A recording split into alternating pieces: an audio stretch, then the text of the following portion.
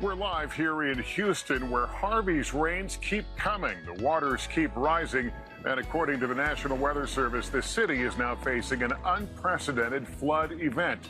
Thousands of people are in need of rescue, including these elderly residents at this nursing home in Dickinson, about 30 miles southeast of Houston, who had to be airlifted out of waist-deep water.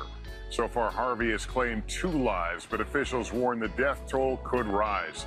It's estimated the storm has affected about a quarter of the population of Texas, or almost 7 million people. We've been following Harvey's path of destruction since late last week, and we have NBC News correspondents throughout the region. We want to start tonight with Jacob Rascone. This is his hometown. He's in southeast Harris County right now, outside of the city. Jacob, good evening.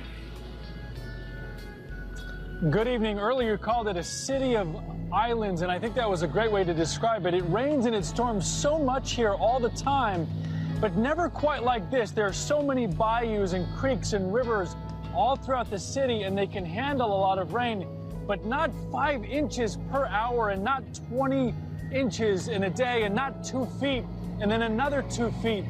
This area, for example, is a great example. This area during Hurricane Rita and Tropical Storm Allison flooded mere inches. This time it flooded more than 10 feet. There are hundreds of homes back there that are flooded. And as you said, and as the video shows, in the more than 6 million people that live in this area, so many of them are affected and cannot move. The city is paralyzed in a way. Schools are closed. The airports are closed. Hospitals have been flooded.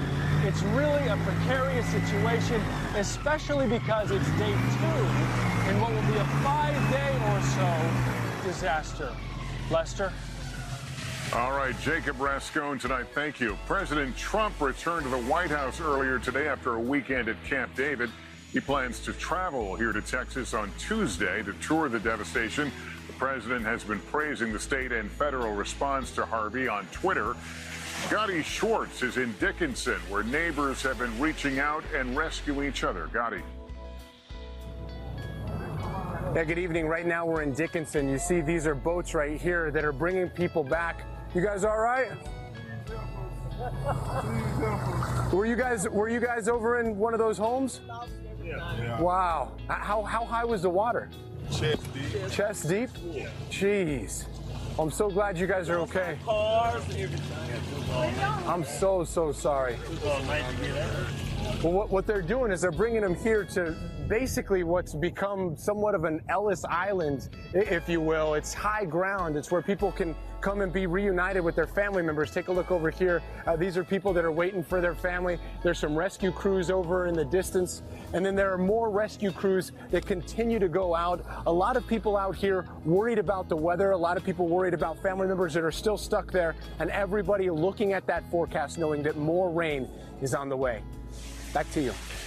Some remarkable scenes around here. Gotti Schwartz, thank you. We are now beginning to see helicopter rescues here in Houston, expected to continue throughout the night. One of the questions people are asking here is, why wasn't there a mandatory evacuation order for the city, which may be facing a new threat in the days ahead? Here with more on all that is Stephanie Gosk in southwest Houston.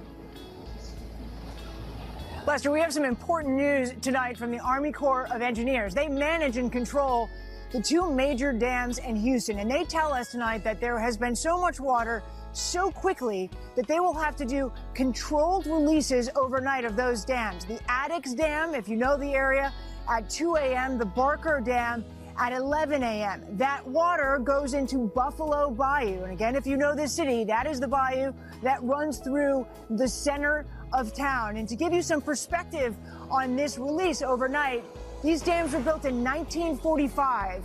They have never, in the history of the dams, ever had to release water during an event like this. When I spoke with the safety manager on top of the Addicks Dam on Saturday morning, he said that their intention was to keep those gates closed the entire time. We're now being told they have to open them. Lester?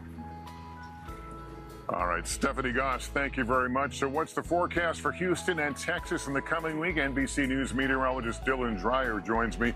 The hurricane 2 days past. Normally you'd be thinking about recovery. We are still very much in the middle of this. And we still have several days to go. And the thing with the tropical downpours, they come and go. But when they come, they can produce 1 to 3 inches of rain at a time.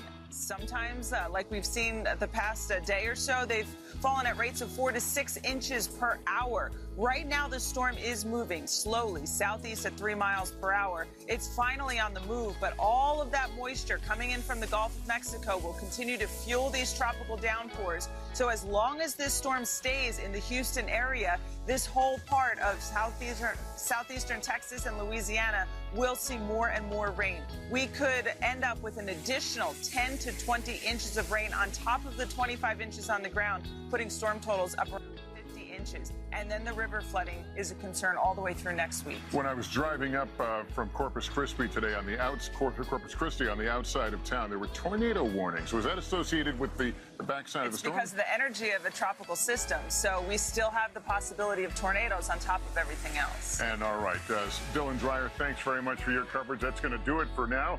We'll be keeping an eye all night long on the flooding here in Houston. And Dylan and I will be back tomorrow morning on the Today Show. And I'll see you again tomorrow on NBC Nightly News. Until then, I'm Lester Holt. For all of us here